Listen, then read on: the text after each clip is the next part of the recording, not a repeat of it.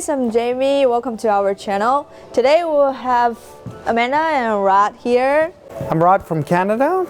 Hi, I'm Amanda. I'm a local here. So we're here in a typical Jiaxing restaurant in Moon River.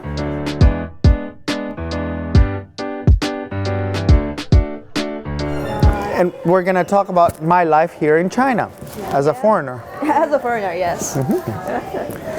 Okay, so the food is waiting for us. That's great. So let's go. Yep.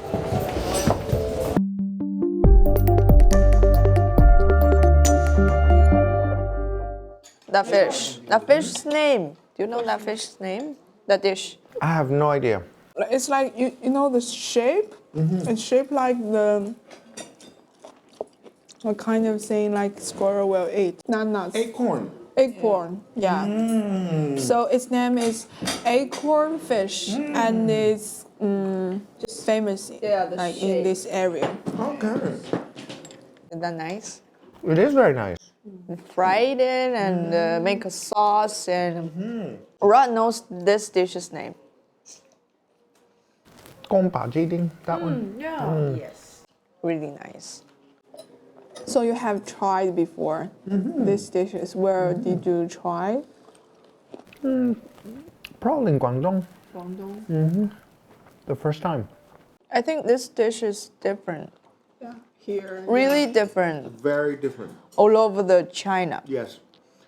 So when I have had it, it had less peppers, more peanuts.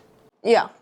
And you know, they will have like carrots and cucumber. Oh, I've never had it with cucumber. Yeah. Cut it to like little piece. Yeah. Peanuts and carrots and cucumbers. I think this recipe maybe more peppers in Sichuan. That looks. At first, when I saw it, I didn't think it was gong bao. I thought it was a Sichuan chicken of some sort. Just like that. It's like chili chicken, right? Yeah, that's what I thought. Yeah. But the taste is a little bit sweet and it's like gong bao chili, right? Yeah. Most of the chefs, Chinese chefs, in the U.S., Canada, Guangdong, and Hong Kong, come from Shunde. I didn't know this. Shunde is part of Foshan. So I guess Foshan is like, or Shunde is like a food special place Paradise. in southern China, right? So what's the most difficult part you made in China when you like? Can you like get used to the foods? Oh yeah. I prefer it. Prefer this than Western food? Then Canadian food for sure. Like if I was to eat, I don't know, like really first quality French produce or Italian produce, I would love that stuff too. Well, in general, so far I have felt more comfortable in China than in Canada. Yeah. I'm not really such a huge fan of Canada. You talked about that with us before, right? Yeah. It's like Canada's house, really expensive. Right, the housing is really expensive. The weather is cold. And there is this sort of left-wing ideology everywhere that really bothers me. Yeah. And I prefer sort of the Chinese ideology, which is more like family-oriented and business-oriented. So there is a focus. Chinese people love money and they love family. And I'm kind of that way too. So I feel very comfortable with that. Like your personality actually similar with Chinese people, not like Western countries. Seems that way. Yeah, and it could be a little bit of my Jewish heritage. We tend to focus a lot on money and family in the Jewish communities. and also I have a very influential uncle when I was little. He's not Jewish. He's from an Italian side of the family. And he was also he is actually, into business and into family. And he was the one who, from a very early age, always spoke to me about business. Even I was like, I don't know, 12 years old. He would give me business magazines and talk to me like I was one of his sons. Yeah, yeah, and I'm so thankful that he did that, you know. And Canadians almost, they have this envy thing towards people that have money. Like the rich are almost like evil, you know? Exactly, exactly. Whereas here in China, if a person is rich, you know, it's like, wow, cool, you know, you're rich. It's a good thing, you know? And I view it like that too, you know? Like people will like admire him or her, like yeah. But not really. But not really. You know, not really, Rod. What do you mean, not really? Just from the face? Yeah. Well, maybe, but that's already a start. But in general, in society, in China, rich people are not viewed as somebody who did something negative, but rather as somebody who is successful, somebody that you want to be like them. Like a model or something. Yeah. And that is something that is missing in Canada. Really? I don't think that's Oh, yeah. that bad. Oh, yeah. Especially in the last 20 years. It became really, really bad. As a country, like developing is like getting more and more like slow. I don't know if it's a sign of development. Maybe it is. It could very well be. But I think that there's something different at play. It's more like there's this victimhood mentality that has sort of come now. Like it used to be that North America, like the US and Canada, was the place where people came to sort of get out of oppressive places and do business and improve their lives, right? And now these countries are extremely rich. The US is probably the richest country in the world. Yet a lot of people that are born there, they have this victim mentality, like they have been stolen from, you know, and they're always complaining, you know, oh, my ancestors were slaves, or my ancestors were this.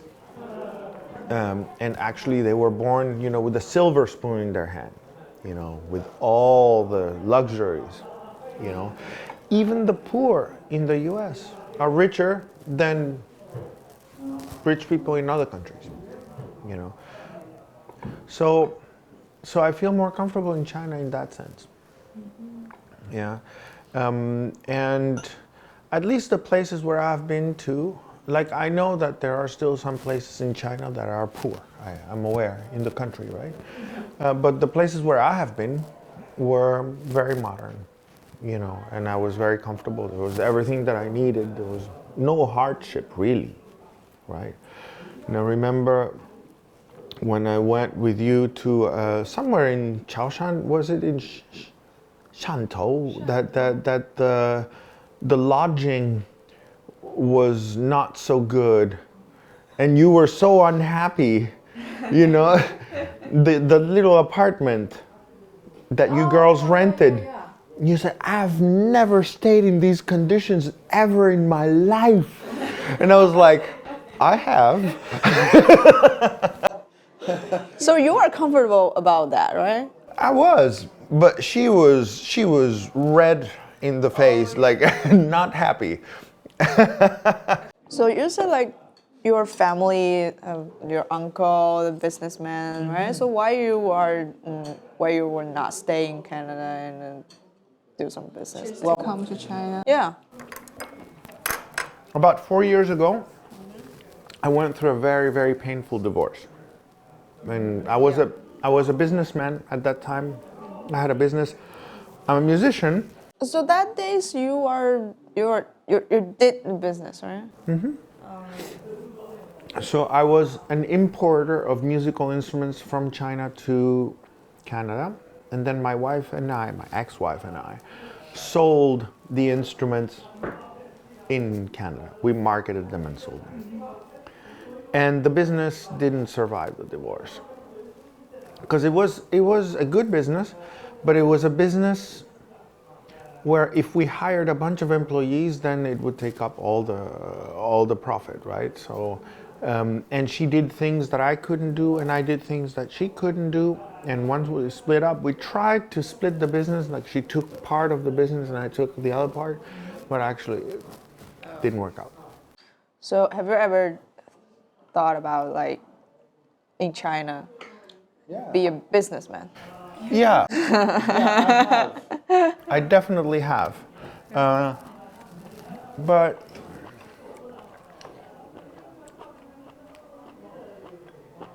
I tried already, actually. So Right? What did you do? I tried, but I did not succeed. I was trying to bring meat to China, chicken feet, containers. Canada? No, from Chile. Oh. Yeah. Why? Why it didn't work out? Coronavirus. No, actually, coronavirus was not the problem.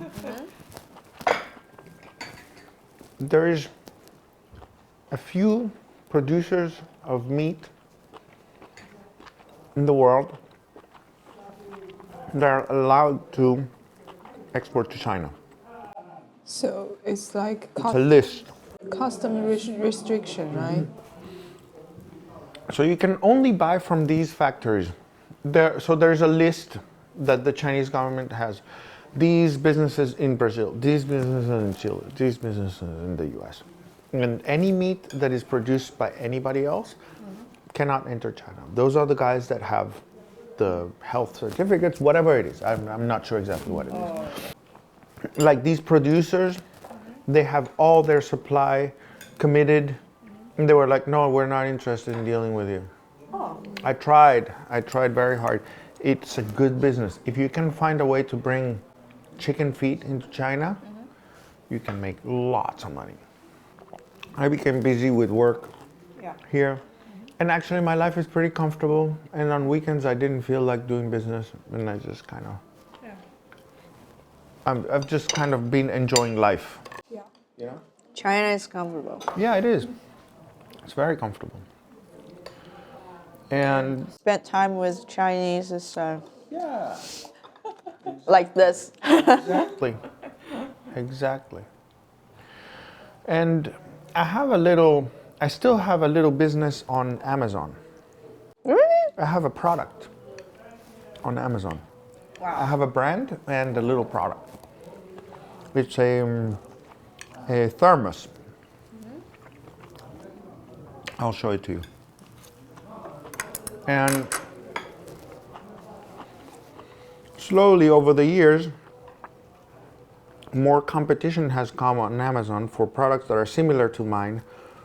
And now it doesn't really make a lot of money. For a while it was making good money. But now I need to find new products to sell on Amazon. So maybe I'll go to the Canton Fair. Do you know what the Canton Fair is? Canton is Guangdong. And fair means exposition. Yeah. I don't know that. So every year in late spring, early summer, there's this huge export exposition in Guangzhou. Like bigger than many cities. Wow. Yeah, huge. And so I want to go there to look for products. So when, like summer? Late spring, early summer.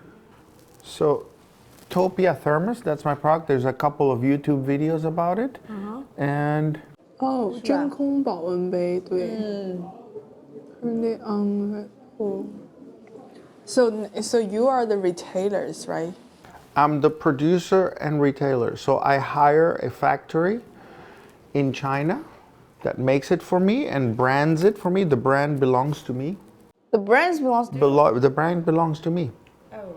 The product belongs to me. That's new to me.